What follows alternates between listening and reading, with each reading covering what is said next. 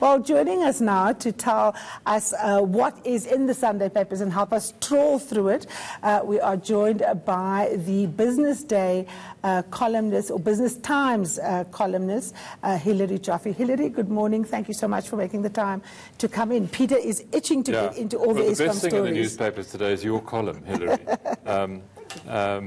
So people may not know that we work together at Business Day, but you left Business Day for about 4 or 5 years to go and work at Eskom when Brian Dames and Paul Flaherty were there. So you know the place quite well.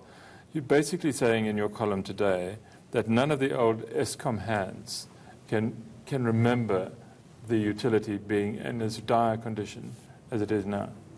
Yeah, I think the energy availability, which is the ratio they use to measure how much of the plant that they have is actually available to generate power. Yeah. I think briefly in 2015, when we had that long stretch of load shedding, it was maybe this bad, but nobody I used to work with could really remember it being this bad. And you know what worries me, Peter, as I reflected in my column, is it's when so many things have gone wrong and we've had this blame game. I mean, it's like it's a long list. None of it is new, by the way. One could have said the same thing 5 years ago, though it is worse. It's maintenance. It's contractors in the new plants. It's coal. It's a shortage of diesel. Now, all of that is true. It's money. It's all true, except that in well-run companies, these things don't go this horribly wrong. Well-run and well-led and, if you like, well-governed companies. So I think it's true, as the Public Enterprises Minister, Pravin Gordhan, said, that we are really suffering the legacy of the state capture and the capture of Eskom in the last several years, which has done deep damage. But on the other hand, I think Pravin Gordhan and his team and some of the executives he appointed have been there for 9 months. And I have a suspicion this was an accident waiting to happen, and everyone was worrying about the money, and nobody was worrying about the operations. About the plant. You see, because the question that you would have an answer to, I'm sure, would be, what they're trying to do now is fix Eskom, and it may be unfixable.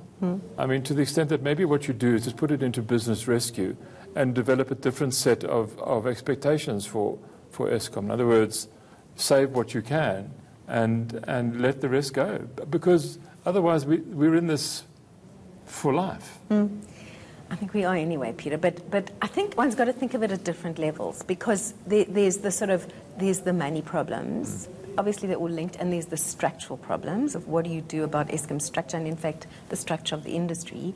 Those are near-term, medium, long-term problems. The money problem is a very near-term problem. And then there's the very immediate operational problem. Now, it's true that some of these power stations are unfixable, but I think with people, with the right political leadership from the top, which doesn't interfere but gives the right mandate and appoints the right people, and then the right, you can nurse this thing along, as people have been doing for years, but you need the will, and you need to do what needs to be done. And the fundamentals, I suppose. City Press, Karima, is leading today with an Eskom big blackout, why Eskom keeps failing. In their story, I think I've seen it in report before, but they've been speaking to engineers about Kusile and Medupi. And Kusile and Medupi are already failures, already not ever going to be able to produce the electricity that they were designed to do. And to just add to what Peter was saying, I mean, it was astounding that the minister was saying they can't find out who is supplying diesel to Eskom.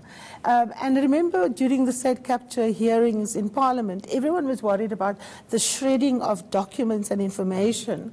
And Pravin Gordhan actually said, those who used to work here, let us get on with it, because your actions are amounting to treason. Those are very heavy words to use.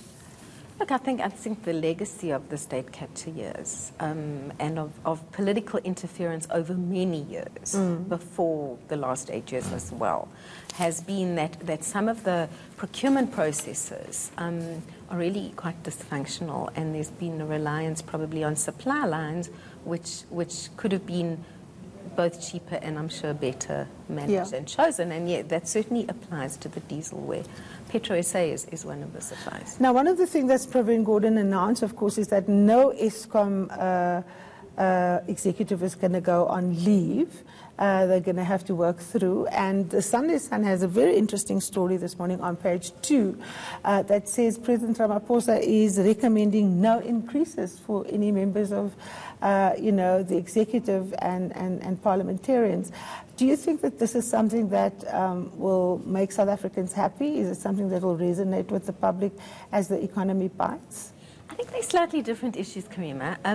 I think, by the way, as I understand it, the Eskom senior management got 0 increases, didn't get increases. And as I understand it, and I stand to be corrected, you'll remember there have been stories in the media that there's a retrenchment at management level underway. Yeah. So if morale is low, which I understand it is, one can understand it. So there are 2 different kinds of issues. Yes, I think it's absolutely appropriate that Cabinet and the senior levels of government get 0 increases.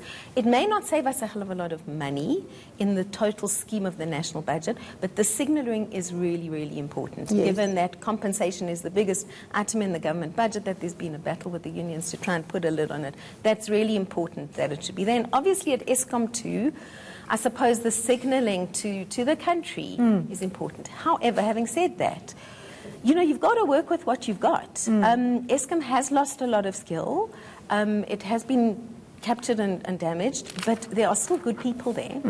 And they are working very hard to defend some of my former colleagues. Not that I know that many people there anymore, unfortunately. Keep nursing the system along and preventing a total power system crash is the most stressful thing you can imagine.